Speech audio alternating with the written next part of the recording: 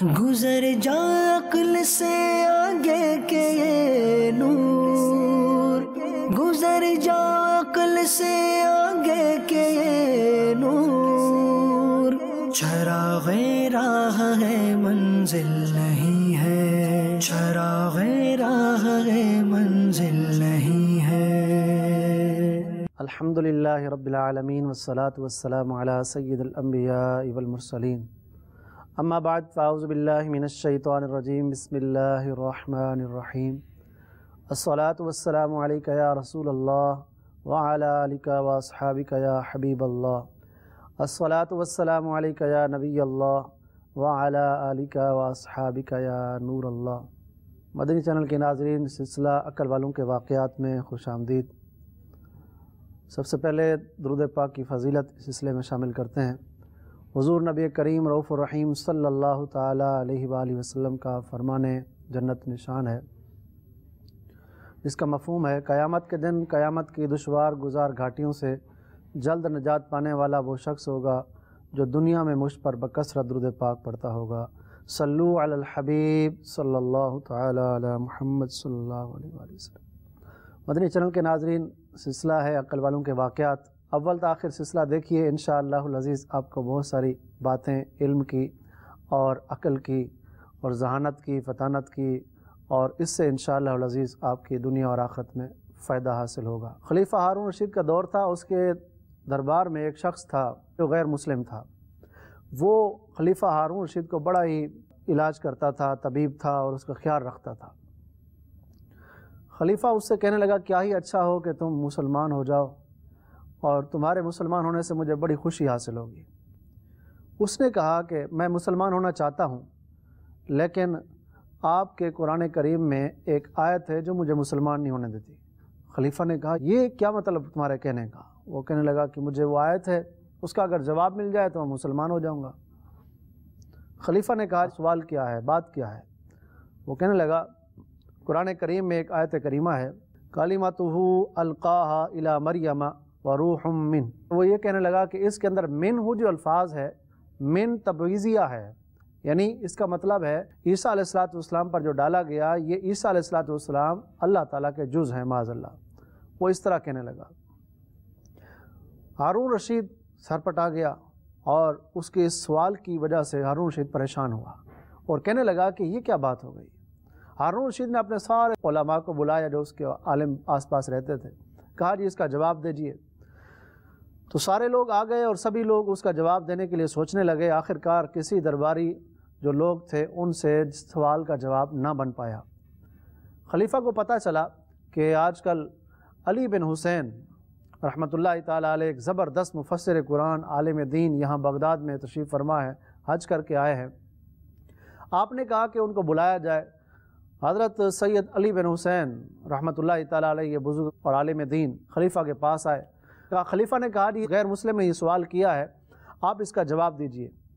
علی بن حسین رحمۃ اللہ تعالیٰ علیہ کہنے لگے کہ ہاں، اللہ تبارک و تعالیٰ علام الغیوب ہے، وہ سب غیبوں کو جانتا ہے۔ اس پروردگار کو یہ بھی علم ہے کہ ایک وقت آئے گا، ہارون کا دربار ہوگا، اور اس دربار کے اندر ایک غیر مسلم اس طرح سوال کرے گا اور قرآن پر ایک اعتراض کرے گا، اللہ تبارک و تعالیٰ پر ایک عیب لگائے گا۔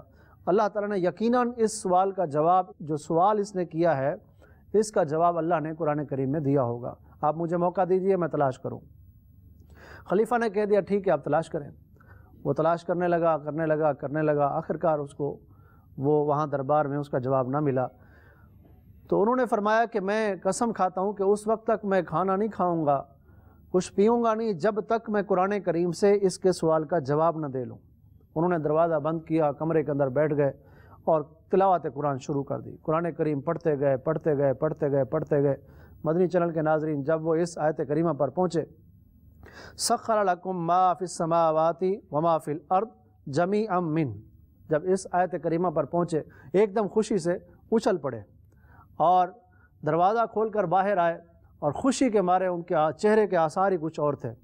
اس غیر مسلم سے کہنے لگے کہ دیکھو، جو تم نے کہا کہ من یہاں پر تبعیضیہ ہے، یعنی بعض، من تبعیضیہ کا مطلب بعض، من کے کئی معنی میں آتا ہے، من ان میں ایک تبعیضیہ بھی ہوتا ہے، یعنی کچھ بعض۔ تو علی بن حسین رحمۃ اللہ تعالیٰ علیہ کہنے لگے کہ اگر تمہاری ہی منطق کے مطابق، تمہارے ہی علم کے مطابق اگر من کو بعض یا معنی میں ہی لیا جائے تو یہاں پر اس آیت کریمہ میں جو میں نے آیت پڑھی ہے اس میں بھی من ہو کے الفاظ ہیں، تو یہاں پر پھر یہ لازم آئے گا کہ اللہ تبارک و تعالیٰ کا جز ہیں یہ زمین و آسمان، جبکہ ایسا نہیں ہے۔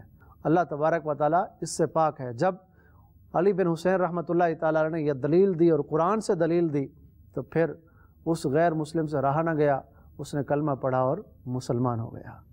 مدنی چینل کے ناظرین، دیکھا آپ نے، قرآن کریم سمجھنا یہ ہر ایک کی بس کی بات نہیں ہوتی۔ یہ ہمارے مفسرین علماء کرام تھے جنہوں نے قرآن کریم کو سمجھا، اور علی بن حسین رحمۃ اللہ تعالیٰ نے پھر ایک کتاب لکھی جس کا نام النظائر فی القرآن، انہوں نے کتاب لکھی، اور اسی طرح کی قرآن کی جو مثالیں اور باتیں ان کے اوپر سوال ہونے والے تھے ان سبھی کے جوابات دیے، اور تا قیامت اس کتاب کا کوئی جواب نہیں ہے۔ ایسی عالی شان کتاب لکھی ہے۔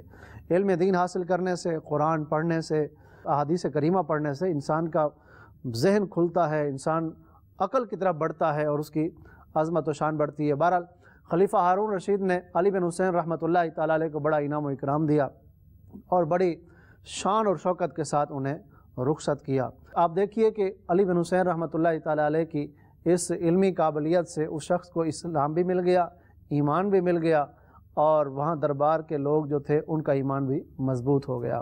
دیانتداری اور احساس کے متعلق ایک واقعہ ملتا ہے کہ ایک شخص تھا جو بڑی تھا، یعنی جس کو لکڑیاں جو کاٹتا ہے درخت سے، وہ لکڑیوں کی پھر چیزیں بنا کر لوگوں کو بیچتے ہیں، وہ بڑی تھا۔ وہ شخص اپنا کام کرتا تھا، وہ ایک بار درخت سے کچھ کاٹنے کے لیے گیا تو درخت جو نہر کے کنارے تھا، وہ درخت کاٹتے کاٹتے اس کا کلہاڑا جو تھا وہ لوہے کا وہ نیچے نہر میں گر گیا۔ نہر میں گرا۔ اب وہ شخص بڑا پریشان کہ میرے پاس یہی کلہاڑا تھا اور کوئی ہے ہی نہیں میرے پر اوزار، میں کیسے اب کماؤں گا، کیسے اب کھاؤں گا، میری کیا حالت ہوگی۔ وہ شخص بڑا پریشان ہوا اور وہ شخص وہیں نہر کے کنارے بیٹھ گیا، نہر سے وضو کیا، اللہ کی بارگاہ میں نماز پڑھی، رونے لگا، گڑ گڑانے لگا، سجدے میں گر گیا، دعائیں مانگنے لگا، یا اللہ میرا ایک یہ سہارا تھا، میری ایک یہ چیز تھی جس کو میں استعمال کر کے روزی کمایا کرتا تھا، یہ تو اب میرا گر گیا ہے، میں اب کیا کروں گا۔ سجدے میں گر پڑا تھا۔ آدھی رات کے وقت حضرت سیدنا خضر علیہ السلام تشریف لائے۔ آپ تشریف لائے اور اس سے فرمایا کہ کیوں رو رہے ہو بندے اللہ کے، کیوں رو رہے ہو؟ وہ کہنے لگا کہ بس میرا ایک کلہاڑا تھا جس سے میں کمایا کرتا تھا اور اپنا اور بیوی بچوں کا پیٹ پالا کرتا تھا، اس کی وجہ سے مجھے کسی کے آگے ہاتھ نہیں پھیلانا پڑتا تھا، میں خود کفیل تھا، اب یہ کلہاڑا مجھ سے گر گیا ہے نہر کے اندر، یہ مجھے مل جائے میری خوشی ہوگی، میری زندگی کا آگے حساب کتاب چلے گا۔ حضرت خضر علیہ السلام نے فرمایا کہ تم پریشان نہ ہو۔ آپ نے غوطہ لگایا اور غوطہ لگا کر سونے کا کلہاڑا نکالا اور اس شخص کو کہا کہ یہ تیرا ہے، یہ لے لو۔ وہ شخص نے جیسے ہی سونے کا کلہاڑا دیکھا کہا نہیں نہیں نہیں نہیں یہ میرا نہیں ہے۔ حضرت خضر علیہ السلام پھر غوطہ لگایا اور اس کو چاندی کا کلہاڑا لا کے دیا، بولے یہ تیرا کلہاڑا ہے؟ وہ کہنے لگا نہیں یہ بھی میرا نہیں ہے، میرا اور ہے۔ پھر حضرت خضر علیہ السلام غوطہ لگایا اور لوہے کا جو کلہاڑا تھا وہ لا کے اس کو دیا، کہا یہ تیرا ہے؟ وہ کہنے لگا ہاں یہ میرا کلہاڑا ہے۔ اللہ تبارک و تعالیٰ نے حضرت خضر علیہ السلام پر وحی فرمائی۔ خضر علیہ السلام اللہ کے نبی ہیں۔ حضرت خضر علیہ السلام پر وحی فرمائی کہ اے خضر علیہ السلام، ان کو ان کی دیانتداری، امانت اور سچ بولنے کی وجہ سے، کہتے ہیں سانچ کو آنچ نہیں، سچ بولنے کی وجہ سے اس کو تینوں کلہاڑے دے دو، یہ سونے کا بھی لے جائے، چاندی کا بھی لے جائے، اپنا جو اس کا لوہے کا ہے وہ بھی لے جائے۔ اللہ اکبر۔ وہ شخص بڑا خوشی خوشی تینوں کلہاڑے لے کر اپنے شہر جاتا ہے۔ جب اپنے شہر پہنچتا ہے تو وہاں پر ایک شور مچ جاتا ہے کہ جناب یہ جو فلاں نہر ہے، جو فلاں جگہ ہے، یہاں پر تو جو نہر ہے اس سے تو سونے کے کلہاڑے نکل رہے ہیں، اس سے چاندی کے کلہاڑے نکل رہے ہیں۔ اب وہاں پر شور مچتا ہے اور وہاں ایک بندہ اپنے لوہے کے کلہاڑے کو لے کر آتا ہے اور آ کر وہ بھی اس کے اندر گرا دیتا ہے، نہر کے اندر جان بوجھ کے گرا دیتا ہے، اور پھر وہ وہیں بیٹھ کے رونے لگ جاتا ہے۔ اور سنا ہوتا ہے اس نے کہ وہ رویا تھا اور اس طرح اس نے دعا مانگی تھی اور پھر اس کو ملا اور سونے کا ملا اور ایسا ایسا۔ وہ رونے لگا۔ جب آدھی رات آئی، حضرت خضر علیہ السلام تشریف لائے، اس سے پوچھا کہ کیوں رو رہے ہو؟ وہ کہنے لگا جی کلہاڑا تھا وہ گر گیا ہے، اب میں کیا کروں؟ حضرت خضر علیہ السلام نے فرمایا اچھا تم پریشان نہیں ہو، میں تمہارا کچھ کرتا ہوں۔ آپ نے مدد فرمائی اللہ کے نبی نے۔ حضرت خضر علیہ السلام نے جب کلہاڑا نکالا اس سے نہر سے تو وہ سونے کا تھا، اس کو کہا کہ یہ تیرا کلاڑا؟ وہ کہنے لگا ہاں یہ میرا یہی ہے۔ حضرت خضر علیہ السلام نے فرمایا جھوٹ بولتا ہے، جھوٹ بولتا ہے، تیرا کلاڑا لوہے کا ہے۔ بعد میں لوہے کا کلاڑا نکالا، کہا یہ ہے تیرا کلاڑا، اور لے اور یہاں سے چلتا بن۔ تو وہ شخص منہ دیکھتا رہ گیا اور اپنا وہ لوہے کا کلاڑا واپس لے آیا۔ مدنی چینل کے ناظرین، یہ ہے جھوٹ بولنے کا نتیجہ، یہ ہے خیانت کا نتیجہ۔ بندے کو دیانت داری، امانت داری، سچ بہت عروج تک لے جاتا ہے، بہت اعلیٰ جگہ پر لے جاتا ہے۔ بس اوقات لوگ کہیں کام کرتے ہوتے ہیں، کسی فیکٹری میں، کسی دکان میں، کسی جاب، کسی ادارے میں، اور وہاں پر وہ خیانت کرتے ہیں۔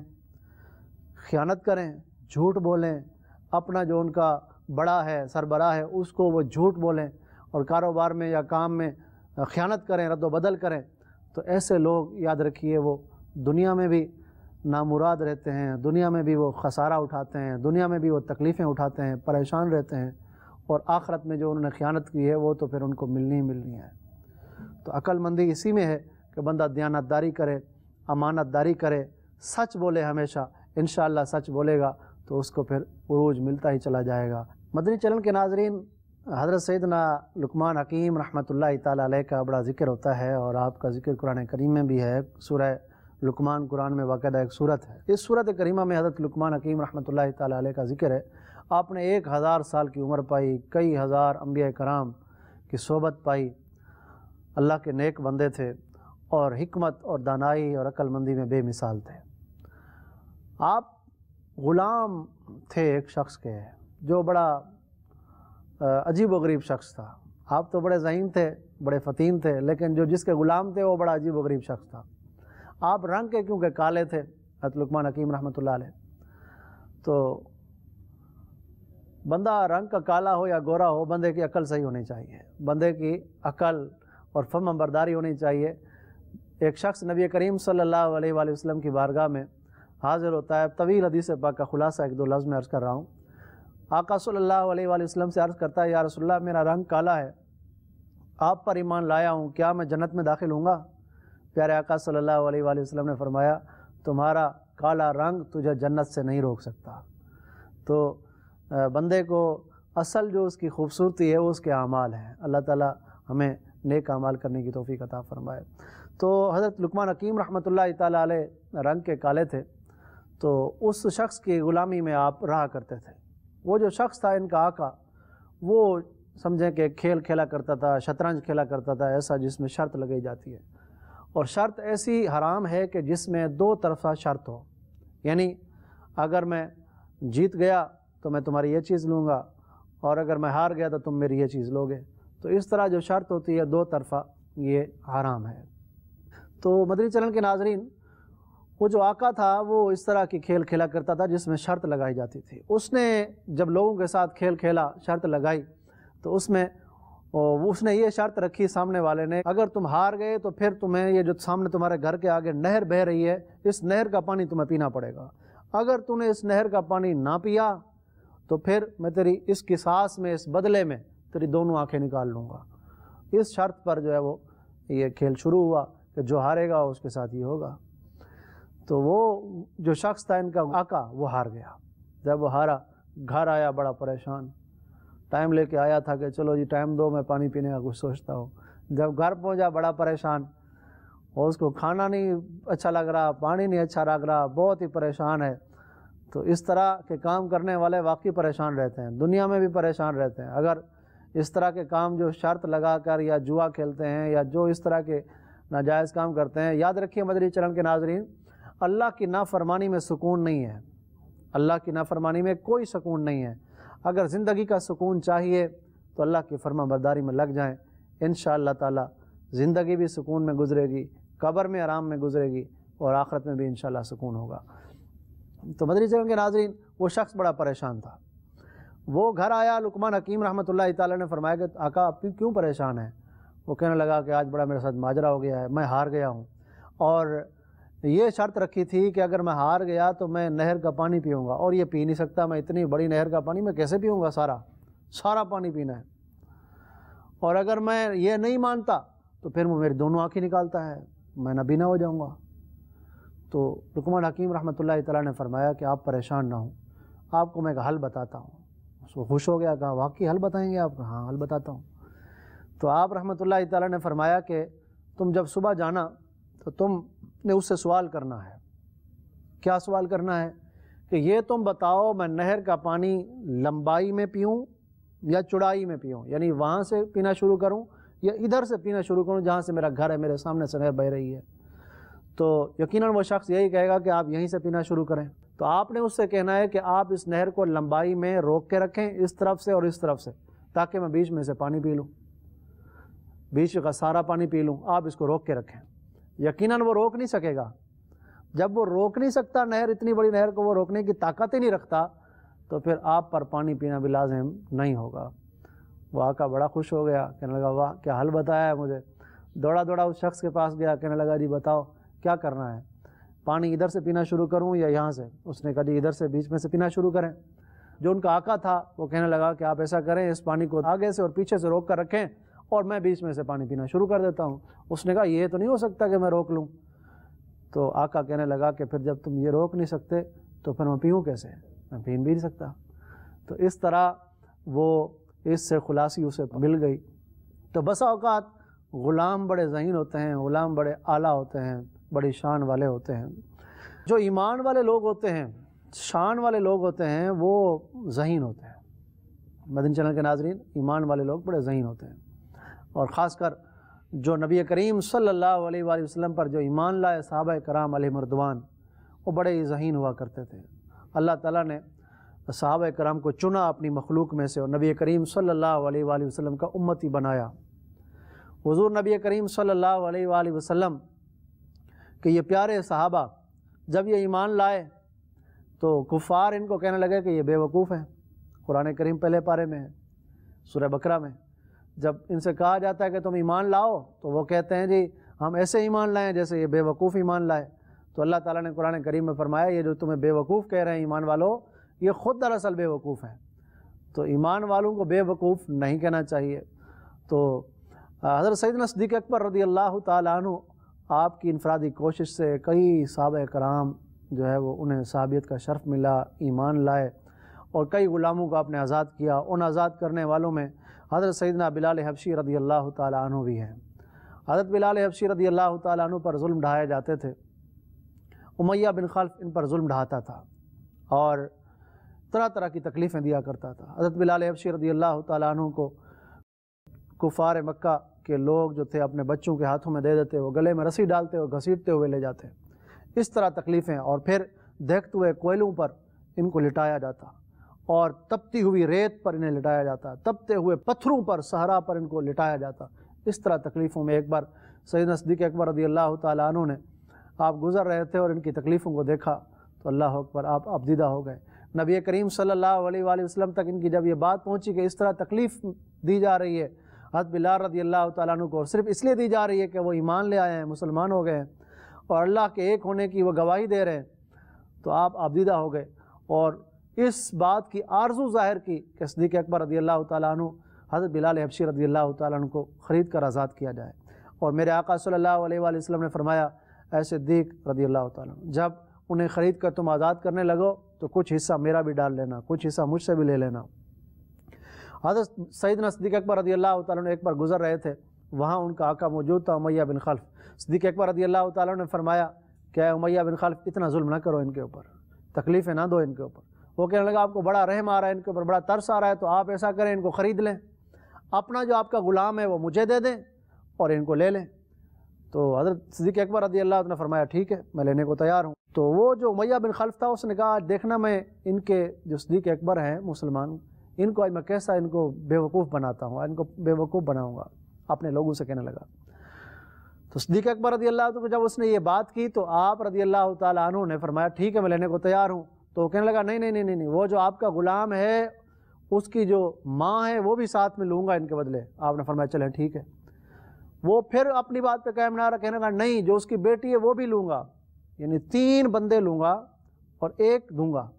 صدیق اکبر رضی اللہ تعالیٰ نے فرمایا کہ ٹھیک ہے میں دینے کو تیار ہوں, آپ دے دیں. وہ پھر بھی بدل گیا. صدیق اکبر رضی اللہ تعالیٰ نے فرمایا کہ تم ہو ہی ایسے اپنی بات پر قائم نہ رہنے والے لوگ ہو. تو وہ کہنے لگا نہیں آپ 40 اوقیہ سونا دیں ساتھ میں, آپ اتنا سارا ڈھیر سارا سونا دیں ساتھ میں اور پھر میں یہ غلام دوں گا. یا حضرت بلال رضی اللہ تعالیٰ عنہ کے بارے میں کہا. تو صدیق اکبر رضی اللہ عنہ نے فرمایا کہ اپنی بات پر پکے ہو, کیا ایسا کرو گے؟ اس نے کہا ٹھیک ہے. صدیق اکبر نے فرمایا مجھے قبول ہے. آپ نے وہ سونا بھی اسے دیا, جو اس نے جتنی قیمت مانگی تھی وہ بھی دی, اپنا غلام بھی دیا, اور اس کے جو بھی باتیں اور شرائط تھیں وہ ساری دیں. حضرت بلال حبشی رضی اللہ تعالیٰ عنہ کو خریدا, اور خرید کر کے حضرت بلال رضی اللہ تعالیٰ عنہ بے ہوش تھے, اتنا ظلم کیا تھا انہوں نے. آپ کے کان میں آپ کو اوپر پانی چھڑکا اور کہا کہ بلال تمہیں خوشخبری ہو, تم آزاد ہو چکے ہو. حضرت بلال حبشی رضی اللہ تعالیٰ عنہ کو جب خرید لیا, صدیق اکبر جانے لگے, تو پھر امیہ بن خلف کہنے لگا کہ اتنا قیمتی یہ بلال ہے ہی نہیں جتنی قیمت میں نے لگائی ہے. لوگ تو کہتے تم بڑے سمجھدار ہو صدیق اکبر. آپ نے فرمایا نہیں نہیں نہیں نہیں, تمہیں نہیں پتہ بلال رضی اللہ عنہ کی قیمت ہے کیا. ان کی قیمت یہ جو تم نے دی ہے یہ بہت تھوڑی ہے, یہ کم ہے, ان کی قیمت تو بہت زیادہ ہے. صدیق اکبر رضی اللہ تعالیٰ عنہ جب یہ خبر نبی کریم صلی اللہ علیہ وسلم کی بارگاہ میں پہنچاتے ہیں کہ حضرت بلال حبشی رضی اللہ تعالیٰ عنہ کو خرید کر آزاد کیا جا چکا ہے, تو آقا صلی اللہ علیہ وسلم بڑے خوش ہوتے ہیں اور اپنے غلام صدیق اکبر رضی اللہ تعالیٰ عنہ کو سینے لگاتے ہیں اور فرماتے ہیں کہ اے صدیق, تم نے ہم سے کچھ نہ لے لیا, ہم سے بھی تو کچھ لے لیتے. حضرت صدیق اکبر رضی اللہ تعالیٰ عنہ عرض کرنے لگے یا رسول اللہ صلی اللہ علیہ وسلم, آقا یہ صدیق بھی آپ کا غلام ہے, بلال بھی آپ کا غلام ہے, صدیق کا سارا مال بھی آپ کا ہے. اللہ اکبر. مدنی چینل کے ناظرین, دیکھا آپ نے صحابہ کرام علیہم رضوان کی یہ شان ہوا کرتی تھی, اور وہ عقل ہی کیا کہ جو اللہ اور اس کے رسول کی خوشنودی کو حاصل نہ کرے. مسلمان کی عقل تو پھر ایسی ہونی چاہیے نا, وہ دیکھے سوچے اور ہمیشہ اس جستجو میں رہے, کوشش میں رہے کہ کون سی ایسی چیز ہے جس سے میرا پاک پروردگار نبی کریم صلی اللہ علیہ وآلہ وسلم خوش ہوں گے. مدنی چینل کے ناظرین, ہمارے بزرگان دین, علماء کرام, فقہاء کرام بڑے ذہین ہوا کرتے تھے. امام عامر شابی رحمۃ اللہ تعالیٰ علیہ بہت بڑے عالم دین تھے, اور 500 صحابہ کرام سے آپ نے ملاقات کی تھی. تابعی بزرگ تھے, حتیٰ کہ امام اعظم ابو حنیفہ رحمۃ اللہ تعالیٰ علیہ بھی ان کے شاگردوں میں آتے ہیں. امام شابی رحمۃ اللہ تعالیٰ علیہ اتنے عظیم و شان, جلیل القدر تابعی تھے, اور بڑی عظمت و شان کے مالک تھے. بڑی ہیبت اور بڑی شان تھی آپ کی بارگاہ میں بیٹھنے والے لوگ علم سے فیضیاب ہوتے تھے. لیکن آپ بڑے خوش طبع تھے, خوش طبع بھی تھے. آپ جو ہے وہ اس قسم کی باتیں کرتے تھے کہ جس سے جو ہے وہ انسان کی طبیعت میں بشاشیت آ جائے, اور شریعت کے دائرے میں رہتے ہوئے ایسی باتیں کرنا یا سننا یہ بالکل جائز ہے. امام عامر شابی رحمۃ اللہ تعالیٰ علیہ تھے, ان کا دربار سجا ہوا تھا, اور ان کے دربار میں لوگ بیٹھے ہوئے تھے. ایک بوڑھے میاں بیٹھے تھے, بزرگ. آپ نے فرمایا کہ بوڑھے میاں یہ بتاؤ تم کیا کرتے ہو؟ تو وہ کہنے لگا جی میں رفو کرتا ہوں. رفو یعنی کہ جب کپڑا پھٹ جاتا ہے میں اس کو سیتا ہوں اور اس کو رفو کرتا ہوں, یعنی ایسا بالکل کرا دیتا ہوں کہ پتہ نہ چلے کہ یہ پھٹا ہے کہ نہیں پھٹا, ایسا بہترین سی دیتا ہوں. امام شابی رحمۃ اللہ تعالیٰ علیہ فرمانے لگے کہ میرے پاس کوئی پھٹا ہوا کپڑا تو نہیں ہے, ہاں ایک بات ہے, میرے پاس جو پانی کا یہ مٹکا رکھا ہوا ہے نا, یہ پھٹا ہوا ہے, یہ لیک ہے تھوڑا سا. آپ ایسا کریں, اس کو رفو کر لیں گے آپ, اس پٹکے کو جو یہ لیک ہے پانی اس سے نکل رہا ہے, آپ اس کو رفو کر لیں گے تو آپ کر دیں, بڑی مہربانی ہوگی. آپ نے اس سے ایک ایسی بات کی تو وہ شخص بھی بڑا حاضر جواب تھا. اور بزرگوں کی صحبت میں بیٹھنے والے پھر کیسے ہوا کرتے تھے, علماء دین کی صحبت میں بیٹھنے والے اور بزرگوں کی صحبت میں بیٹھنے سے بھی بندے کی, انسان کی عقل میں اضافہ ہوتا ہے, سمجھ میں اضافہ ہوتا ہے. اللہ تعالیٰ ہمیں اچھی صحبت نصیب فرمائے. مدنی چینل کے ناظرین, آپ کے لیے تو سنہری موقع ہے علماء دین کی مدنی چینل کے ذریعے مدنی پھول سننا, خاص کر شیخ طریقت امیر اہل سنت کے مدنی پھول سننا. حکمت بھرے مدنی پھول ہوتے ہیں آپ کے, جس میں علم طریقت بھی ہوتا ہے, شریعت بھی ہوتا ہے, اخلاق بھی ہوتا ہے, معمولات بھی ہوتے ہیں, بہت ساری چیزیں زندگی کی آپ کو سیکھنے کو ملتی ہیں. مدنی چینل کے ناظرین, مدنی مذاکرہ دیکھنا نہ بھولا کریں. مدنی چینل کے اوپر جو ہر ہفتے کو لائیو ہوا کرتا ہے وہ بھی دیکھیں. اس کے علاوہ جو رپیٹ میں مدنی مذاکرے چلتے ہیں اس کی بھی دعوت ہے آپ کو, وہ بھی ضرور دیکھا کریں. تو بہرحال وہ جو شخص تھا وہ کہنے لگا کہ بات یہ ہے کہ میں آپ کا یہ جو مٹکا ہے پانی کا, یہ میں رفو کر دوں گا. آپ ایک کام کریں, آپ اگر یہ کہہ رہے ہیں کہ رفو کر دیں تو پھر آپ بھی ایک کام کریں. کیا آپ ایسا کریں, ریت کا دھاگا منگوا دیں, پھر میں آپ کا جو ہے یہ جو مٹکا ہے اس کو میں رفو کر دیتا ہوں. ظاہر ہے ریت کا تو دھاگا ہوتا نہیں ہے, جب ریت کا دھاگا نہیں ہوتا تو مٹکا بھی رفو نہیں ہو سکتا. تو سارے لوگ جو تھے وہ ایک دم جو ہے وہ ہنسنے لگے. کہا کہ امام عامر شابی رحمۃ اللہ تعالیٰ علیہ کی بھی کیا بات ہے, اور یہ جو آپ کے قدموں میں بیٹھنے والا ہے انہوں نے بھی کیا جواب دیا۔ مدنی چینل کے ناظرین، ایک صحابی رسول سیدنا عمر بن العاص رضی اللہ تعالیٰ عنہ بڑے ذہین و فطین تھے اور بڑے عالی شان اور ذہانت کے مالک تھے۔ آپ رضی اللہ تعالیٰ عنہ ایک جنگ میں تشریف لے گئے۔ جب کیساریہ فتح ہوا، ایک علاقہ ہے، ایک جگہ ہے، جب وہ فتح ہوئی، جو آپ کے ساتھی تھے، جو آپ کے لوگ تھے، ان مجاہدین کے ساتھ آپ پڑاؤ کیے ہوئے تھے ایک جگہ پر، تو غزہ کا رئیس تھا غیر مسلم۔ اس غزہ کے رئیس نے ایک تحریر بھیجی کہ آپ جو یہاں پر پڑاؤ کیا ہوا ہے مسلمانوں نے، ان میں کوئی سمجھدار اور عقل مند آدمی میرے پاس بھیجے، میں نے اس سے کچھ سوال کرنا ہے۔ تو حضرت عمر بن العاص رضی اللہ تعالیٰ عنہ ذرا غور کرنے لگے، سوچنے لگے، سوچتے آپ نے کہا کون ہے، پھر آپ خود ہی تشریف لے گئے۔ میں خود ہی چلا جاتا ہوں، بہتر ہے، تو وہ سوال کرے گا میں اس کا جواب دوں گا۔ تو حضرت عمر بن العاص رضی اللہ تعالیٰ عنہ پہنچتے ہیں اور بڑی اس کے ساتھ ملاقات کرتے ہیں۔ اس کے ساتھ ملاقات کرتے ہیں تو وہ شخص سوال کرتا ہے، آپ اس کے جوابات دیتے ہیں۔ وہ دنگ رہ جاتا ہے غیر مسلم کہ یہ کیا، اتنا ذہین لوگ، اتنے عالی شان طبیعت کے مالک لوگ ہیں، یہ اتنے اعلیٰ اخلاق والے، اور ایسا جواب دیتے ہیں فوراً کہ بندہ دنگ رہ جائے۔ تو وہ کہنے لگا کہ آپ کے جو لوگ آپ کے ساتھ ہیں ان میں آپ سے بڑھ کر بھی کوئی ذہین ہے یا آپ ہی ہیں؟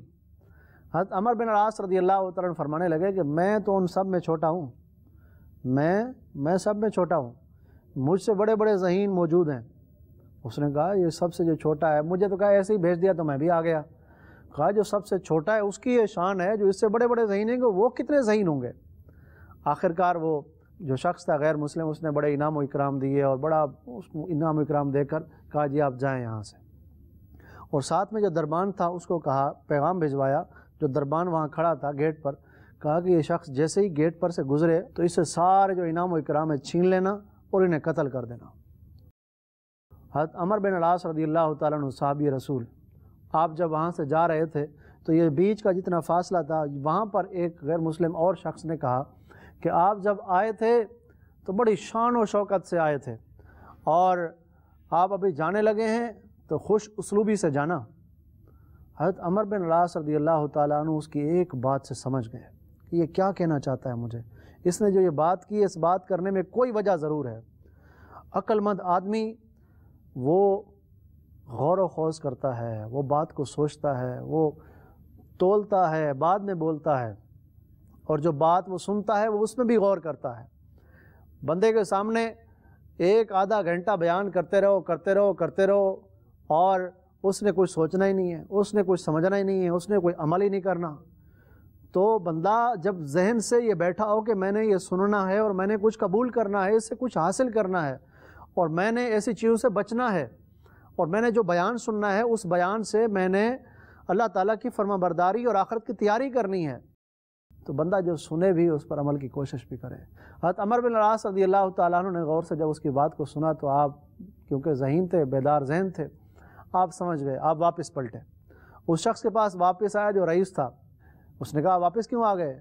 کہا کہ ایسا ہے کہ میں واپس یوں آیا کہ میرے ساتھ 10-12 ساتھی اور بھی ہیں، تو میں یہ چاہتا ہوں کہ آپ نے جو انعام و اکرام مجھ پر کیا ہے، میں اور بندے لے آتا ہوں 10، آپ ان پہ بھی انعام و اکرام کر دیں، آپ ان پہ انعام و اکرام کر دیں کہ آپ کا انعام و اکرام صرف ایک بندے تک ہوگا، آپ کا احسان مجھ تک ہوگا، یوں آپ کا احسان 10 بندوں تک ہوگا، تو میں 10 بندے اور لے آتا ہوں تاکہ آپ سب پر انعام و اکرام کر دیں۔ بادشاہ نے کہا ٹھیک ہے، سارا انعام و اکرام لے لیا بادشاہ نے، اور پھر کہا، دربان کو کہا کہ ان کو مارنا نہیں، ان کو جانے دینا۔ جب 2-3 دن گزرنے کے بعد جب وہ علاقہ فتح ہوا، وہ شخص جو عیسائی تھا، جو غیر مسلم تھا، وہ شخص جب عمر بن العاص رضی اللہ عنہ کو اس نے دیکھا، کہا کہ یہ تو اس پورے قافلے کا سپہ سالار ہے، یہ تو بڑا ہے اس قافلے کا۔ کہنے لگا کہ آپ ہی ہیں جو اس دن میرے پاس آئے تھے۔ عمر بن العاص رضی اللہ عنہ نے فرمایا کہ ہاں میں ہی تھا کہ جس کو آپ دھوکہ اور فریب دینا چاہتے تھے، لیکن اللہ تبارک و تعالیٰ کی رحمت سے میں تمہارے دھوکے اور فریب سے محفوظ رہا۔ یہ صحابہ کرام علیہم رضوان کی شان ہوا کرتی تھی۔ مدنی چینل کے ناظرین، یہ آسمان دنیا کے چمکتے دھمکتے ستارے تھے۔ اللہ تعالیٰ ان صحابہ کرام پر کروڑہ رحمتوں کا نزول فرمائے اور ان کے صدقے ہماری بخشش و مغفرت فرمائے۔ اللہ تبارک و تعالیٰ ہمیں اپنی عقل کو ہمیشہ بیدار رکھتے ہوئے، سوچتے ہوئے اور صحیح کاموں میں صرف کرنے کی توفیق رفیق مرحمت فرمائے۔ انشاءاللہ العزیز آئندہ سلسلے میں مزید نئے واقعات کے ساتھ اور حکمت بھرے واقعات کے ساتھ پھر حاضر ہوں گے۔ اللہ تعالیٰ مجھے اور آپ کو عمل کرنے کی توفیق عطا فرمائے، آمین بجاہ النبی الامین صلی اللہ تعالیٰ علیہ وآلہ وسلم۔ صلو علی الحبیب صلی اللہ تعالیٰ علی محمد صلی اللہ علیہ وسلم۔ گزر جا عقل سے آگے کے یہ نور، گزر جا عقل سے آگے کے یہ نور، چراغ راہ ہے منزل نہیں ہے، چراغ راہ ہے منزل